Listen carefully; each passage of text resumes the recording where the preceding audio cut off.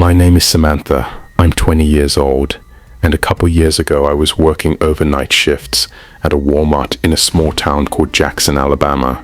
And if you've ever been inside a Walmart past midnight, you already know the vibe is completely different. The lights are still bright, the floor's still shiny, but everything feels hollow, like the building is too big for the few people inside it. And that night, I was on a 10 p.m. to 7 a.m. shift, stocking the men's department, just folding jeans and zoning shelves, trying to stay awake, when around 11:30, this guy walked up, asking about a specific brand of jeans in his size.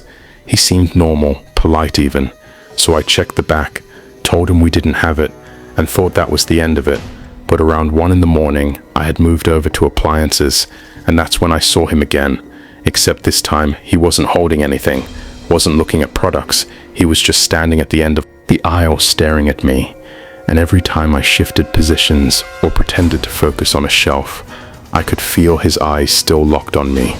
So I told myself I was overreacting and casually walked toward the back, slipping inside the dairy cooler to give myself a minute to breathe, crouching behind stacks of egg cartons, like that thin layer of cardboard could somehow protect me.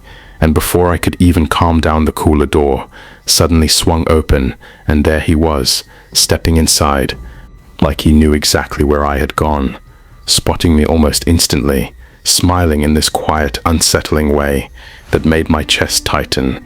And when I tried to scream, he lunged forward to cover my mouth, but I grabbed the nearest cartons of eggs and shoved them into him as hard as I could, shells and yolk exploding everywhere, and that split second of shock was enough for me to run.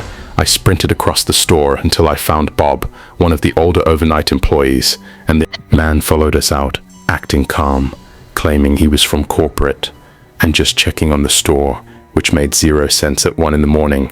And when my manager asked him for ID, he couldn't provide anything because he wasn't corporate at all, just some random creep who had decided to fixate on me.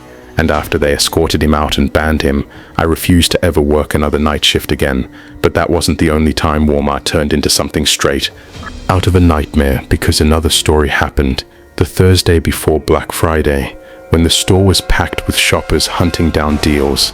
And there was this heavily discounted laptop with only a few in stock, and one customer managed to grab the last one off the shelf right as a large disheveled man rushed over demanding it, saying he deserved it and that it should have been his. And when the customer refused, he caused a scene, yelling and stepping closer until security intervened and separated them. Eventually the customer left with the laptop, thinking it was over.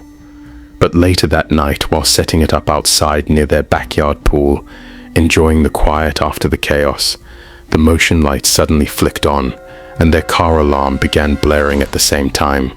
And when they went inside and looked through the peephole, they saw the same man from Walmart standing on their porch staring at the door, slowly testing the handle like someone is willing to go over something so small. And then there's the third story from July 2015, when a college student was working a weekend night shift in electronics and noticed a figure dressed entirely in black, standing near the TV displays, not browsing, not interacting with anything, just standing unnaturally still. And before the employee could approach, a bicycle hanging on a display hook suddenly crashed to the floor with a loud metallic bang that echoed down the aisles, followed by this low, distorted laugh that didn't sound normal at all. And when the employee looked down the aisle, they caught a glimpse of half the man's face peeking from behind a shelf, the other half swallowed in shadow. And then he ran, disappearing between rows of merchandise, leaving the employee shaken enough to retreat to the staff bathroom to calm down, locking themselves inside a stall, only to hear that same eerie laugh outside the stall door moments later. And when they slowly looked up, they saw a single eye staring through the narrow crack in the door, unblinking, just watching. So they quietly called a coworker for help, whispering into the phone while trying not to panic. And the moment footsteps approached the bathroom entrance, the laughter stopped and the presence vanished. And when management later reviewed the security cameras covering electronics during that time, they found nothing but static, blank interference where footage should have been, no figure in black, no falling bicycle, nothing at all, as if whatever had been there simply didn't exist, except the bicycle was still lying on the floor, exactly where it had fallen. proving something had happened, even if the cameras refused to show it. And that's the part that really sticks with you, because Walmart is supposed to be one of the most ordinary places in the world, somewhere you go for groceries, clothes, electronics, somewhere brightly lit and full of people. But sometimes it only takes one person lurking in an aisle, one face at your front door, or one eye staring through a crack in the dark, to remind you that even the most normal places can turn into something deeply unsettling when the right kind of stranger decides to step inside.